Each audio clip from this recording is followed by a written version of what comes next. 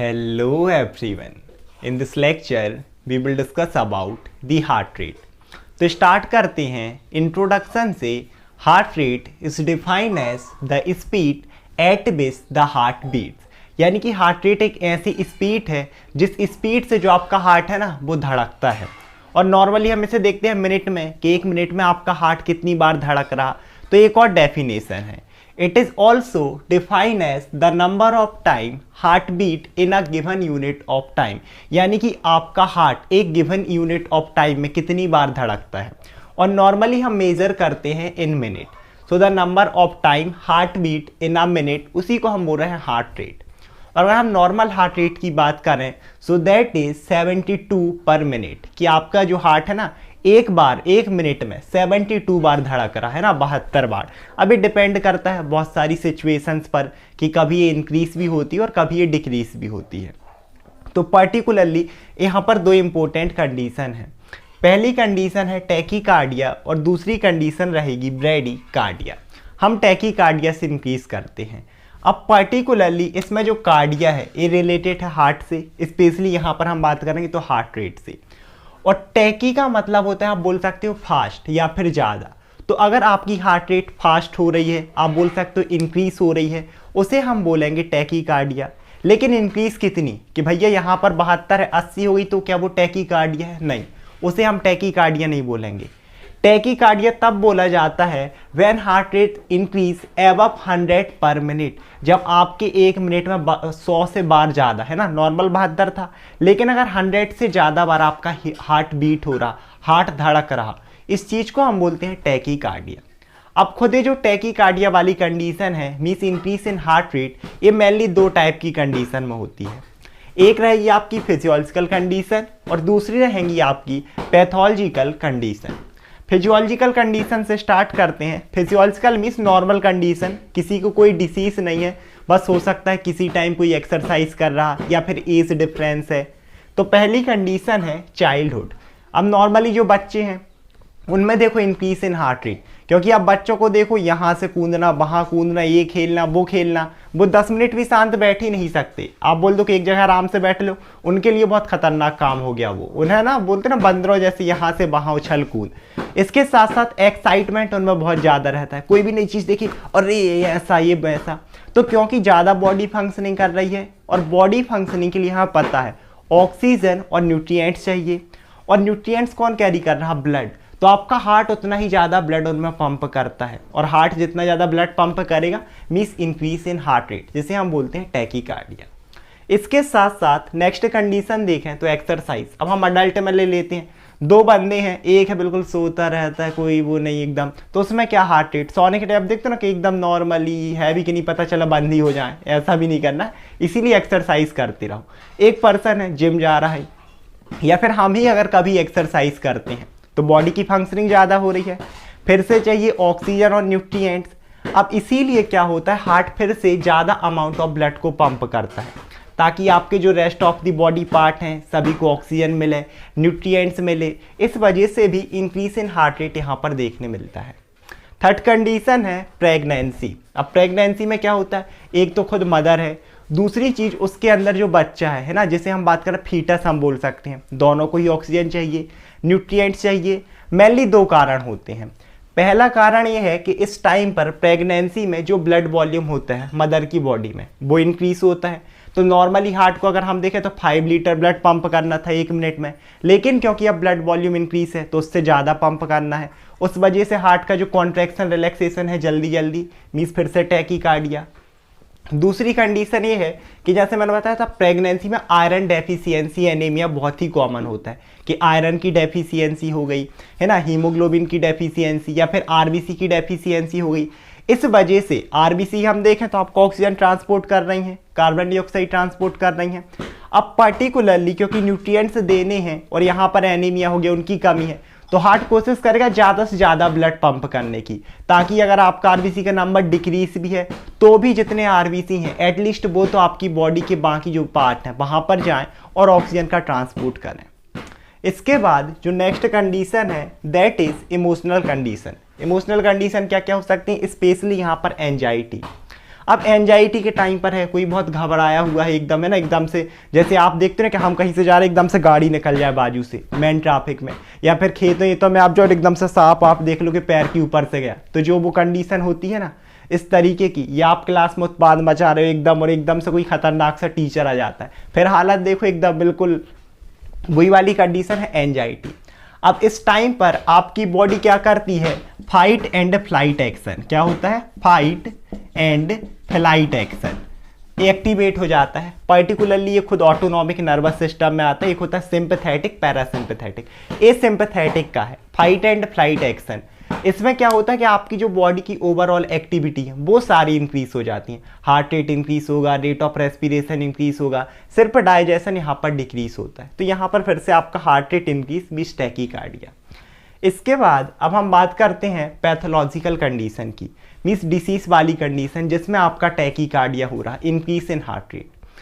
पहली कंडीशन है फीवर, किसी पर्सन को फीवर है, अब आपने देखा ना उसका टेम्परेचर हमेशा इंक्रीज, नॉर्मली 37 डिग्री सेल्सियस था, लेकिन फीवर के टाइम पर कहीं ना कहीं जो टेम्परेचर है ना वो इंक्रीज हो जाता है। अब क्योंकि इंक्रीज है, आपकी बॉडी की फंक्शनिंग बढ़ी हुई है, फिर से वहाँ पर न्यूट्रिएंट्स ज़्यादा चाहिए, ऑक्सीजन ज़्यादा चाहिए, तो फिर से वाली कंडीशन डेवलप होगी, मीन्स आपका हार्ट ज़्यादा से ज़्यादा ब्लड पंप करेगा और उसी चक्कर में फिर से टैकीकार्डिया। इसके बाद जो नेक्स्ट कंडीशन है दैट इज एनीमिया, जैसे मैंने यहाँ पर भी बताया था आपका आयरन डेफिशिएंसी एनीमिया प्रेगनेंसी में, कि अगर एनीमिया है तो आरबीसी की कमी है ब्लड में वैसी, तो हार्ट कोशिश करेगा ज़्यादा से ज़्यादा ब्लड पंप करो ताकि जितनी भी आरबीसी हैं एटलीस्ट वो आपके बॉडी के पार्ट में जाएं और आपको ऑक्सीजन और न्यूट्रिएंट्स प्रोवाइड करें। इसके साथ साथ hypoxia means deficiency of oxygen, तो ऑक्सीजन की डेफिशिएंसी है, उसी को एनर्जी देनी है, ऑक्सीजन को ट्रांसपोर्ट कर रहा है आपका ब्लड या फिर आरबीसी, फिर से हार्ट ज़्यादा से ज़्यादा ब्लड को पंप करेगा ताकि आपकी जो ऑक्सीजन है ना एटलीस्ट इस चीज़ को वो कंपनसेट कर सके, क्या ऑक्सीजन वैसे ही कम है, जितनी है एटलीस्ट उसको तो पंप करो पूरी बॉडी में। इसके बाद जो नेक्स्ट कॉज है या फिर कंडीशन है that is hyper thyroidism. Hyper का क्या मतलब होता है ज़्यादा, और थायरॉइडिज्म अगर आपकी थायरॉइड ग्लैंड का साइज इंक्रीज हो जाए तो, या फिर उससे हम देखें ना उसके सीक्रेशन इंक्रीज हो जाए, सीक्रेशन क्या आपका T3 होता है, T4 होता है, स्पेशली हम बात करें तो थायरॉक्सिन जो आपकी थायरॉइड ग्लैंड है ना, एंडोक्राइन सिस्टम में मैं इसे बहुत डिटेल में बताऊंगा क्या होता है आपका थायरॉक्सिन, क्या क्या एक्शन है, लेकिन एक बहुत ही इंपॉर्टेंट एक्शन रहता है इस थायरॉक्सिन का, आप थायरॉइड हार्मोन बोल सकते हो, कि ये आपकी जो हार्ट की ओवरऑल एक्टिविटी है ना उनको इंक्रीज करता है इंक्लूडिंग हार्ट रेट। तो क्योंकि ज़्यादा सीक्रेशन हो रहा है इसीलिए आपकी हार्ट रेट भी इंक्रीज हो जाएगी, मींस टैकीकार्डिया। इसके बाद जो हमारी नेक्स्ट कंडीशन है दैट इज ब्रेडीकार्डिया, फिर से कार्डिया निकला हार्ट से या फिर आप बोल दो हार्ट रेट, और ब्रेडी का मतलब होता है सिलो, तो ब्रेडी का मीन्स सिलो और कार्डिया मीन्स हार्ट रेट का डिक्रीज हो जाना। अब डिक्रीज कितना कि भैया अगर यहाँ पर हमने देखा 72 नॉर्मल है, तो क्या अगर यहाँ पर हमारा 65 हो रहा तो ब्रेडीकार्डिया है, नहीं, किससे बिलो होना चाहिए, बिलो 60 पर मिनट। अगर आपके 1 मिनट में 60 बार भी हार्ट नहीं धड़क रहा, इससे कम है, तब आप उसे बोलोगे ब्रेडीकार्डिया। फिर से दो मेनली कंडीशन में होगा, एक है फिजियोलॉजिकल, एक है पैथोलॉजिकल। फिजियोलॉजिकल की बात करें तो सबसे पहली चीज़ है स्लीप या फिर आप बोल दो रेस्टिंग कंडीशन, आप कभी भी सोना, आपका रेट ऑफ रेस्पिरेशन भी, जैसे यहाँ पर होता है ना हमारा कि 16 बार हम सांस को ले रहे हैं छोड़ रहे हैं, स्लीपिंग के टाइम कम हो जाता है, 10 से 12 बार जा रहा। सेम एट हार्ट रेट भी आप देखना रात में एकदम धीरे धीरे धीरे स्लो चलती हैं। इसके साथ साथ हम देखें तो एथलीट्स, अब आप बोलोगे भैया एथलीट्स में तो ज़्यादा होना चाहिए क्योंकि स्पोर्ट वाले पर्सन है, ज़्यादा दौड़ रहे हैं, मान लो कोई एक रेसर है, सुबह दौड़ रहा, शाम को दौड़ रहा, प्रैक्टिस में दौड़ रहा, इनमें तो ज़्यादा होना चाहिए, इन्हें और ज़्यादा ऑक्सीजन चाहिए, लेकिन इनमें यूजुअली ये चीज़ स्लो हो जाती है, ब्रेडीकार्डिया देखने मिलता है। रीज़न ये है कि जो पर्टिकुलरली ये पर्सन है सुबह भी दौड़ रहा, शाम को भी दौड़ रहा, कोई भी स्पोर्ट वाले को ले लो, अब वो जो हार्ट मसल है इस चीज़ को ना वो कर लेती हैं, बोलते हैं ससेप्टेबल हो जाती हैं कि उन्हें पता है ये पर्सन ज़्यादा फंक्शनिंग करता है, तो हार्ट रेट नॉर्मल रहती है, लेकिन हार्ट जो मसल हो जाती है ना वो ब्लड को ज़्यादा पंप करती है एक नॉर्मल पर्सन से। कैसे समझे, एक बहुत अच्छा एग्जांपल देता हूँ। एक पर्सन है जो डेली सुबह जाता है 5 किलोमीटर दौड़ने सुबह, एक नॉर्मल पर्सन है जो बिल्कुल नहीं दौड़ता। अब आप उन दोनों को एक साथ 2 किलोमीटर दौड़ा दो तो जो डेली दौड़ने जाता है उसकी हार्ट रेट आपको बहुत तेज नहीं मिलेंगी, वो जनरली नॉर्मल होंगी, क्योंकि हार्ट रेट नॉर्मल है लेकिन उसका हार्ट ब्लड ज़्यादा पंप करता है, मसल उस चीज़ को ना वो उन्हें पता है कि यार ये पर्सन वर्क ज़्यादा कर रहा है, ज़्यादा ऑक्सीजन चाहिए। वहीं जो पर्सन बिल्कुल नहीं दौड़ता उसकी heart muscle normal blood pump करती हैं, क्योंकि वो जानती है तो दिन भर सोता रहता है। तो क्योंकि उस दिन वो बहुत तेज दौड़ा, अब उससे ज़्यादा ऑक्सीजन चाहिए, हार्ट रेट एकदम देखना कि एकदम हाफ ही आएगी, मीन्स हार्ट रेट इंक्रीज होती है। इसके बाद अब हम बात करते हैं पैथोलॉजिकल कंडीशन की। पहली कंडीशन है हाइपोथायरॉयडिज्म, वही आपकी जो थायराइड ग्लैंड है उसका साइज डिक्रीज है, कम हार्मोन सीक्रेट कर रही है। तो वही चीज़ अगर ज़्यादा होता तो हार्ट रेट इंक्रीज, क्योंकि कम सीक्रेशन हो रहा तो हार्ट रेट डिक्रीज हो जाएगी, मीन्स ब्रेडीकार्डिया। इसके बाद जो नेक्स्ट पैथोलॉजिकल कंडीशन है that is congenital heart disease. तो अब हार्ट डिसीज से तो आप लोग समझ गए होंगे कि हाँ भैया कि आपके हार्ट में कोई एक डिसीज हो गया है, कोई कंडीशन हो गई है जिससे हार्ट प्रॉपर फंक्शन नहीं कर रहा और उस वजह से आपका हार्ट रेट सही से चलेगी नहीं, मीन्स फिर से ब्रेडीकार्डिया, हार्ट रेट स्लो हो गई है। लेकिन कंजेनाइटल का क्या मतलब हुआ? कंजेनाइटल हार्ट डिसीज का ये मतलब होता है कि आपको हार्ट डिसीज तो है लेकिन बाय बर्थ आपको कोई चीज़ मिली है ना, कि जब आप पर्टिकुलरली वो होता है ना कि फीटस लाइफ में थे वहीं से कोई चीज़ आई है, आपको बाय बर्थ हार्ट में कोई डिसीज है। जैसे मैं एग्जांपल की बात करूं तो आपका एट्रियल सेप्टा डिसीज है, जो हमने इंटर एट्रियल सेप्टा देखा था ना, इस तरीके से एट्रिया के 4 चैम्बर हो गए। यहाँ पर हम देखें तो राइट एट्रियम, यहाँ पर हम देखेंगे तो right ventricle, left atrium, left ventricle. अब यह इंटर एट्रियल सेप्टा, तो कई कई लोग ऐसे होते हैं जिनमें बाय बर्थ ना यहाँ पर एक होल प्रेजेंट होता है इंटर एट्रियल सेप्टा में, इसे हम बोलते हैं एट्रियल सेप्टा डिसीज। सेम ऐसे एक होता है वेंट्रिकुलर सेप्टा डिसीज, कि आपका जो वेंट्रिकुलर सेप्टा है ना, इंटर वेंट्रिकुलर आप सेप्टा बोल सकते हो, यहाँ पर अगर होल है तो पर्टिकुलरली ये जो इंटर एट्रियल डिफेक्ट हैं या फिर इंटर वेंट्रिकुलर डिफेक्ट हैं, ये बाय बर्थ अगर पर्सन में प्रेजेंट है मीन्स कंजेनाइटल हार्ट डिसीज, और इस वजह से अब हार्ट की नॉर्मल फंक्शनिंग होगी नहीं और कहीं ना कहीं जो हार्ट रेट है वो स्लो हो जाएगी, मीन्स इट रिजल्ट इन ब्रेडीकार्डिया।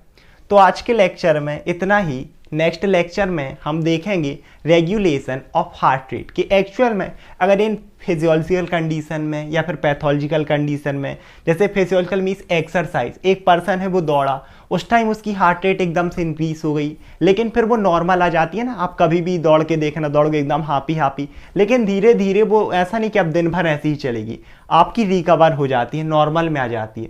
तो ये किस तरीके से हो रहा है, पूरा रेगुलेशन होता है हमारे ब्रेन से, जिसे हम नेक्स्ट लेक्चर में कवर करेंगे। आई होप आप लोगों को वीडियो समझ में आया होगा। Thank you so much everyone.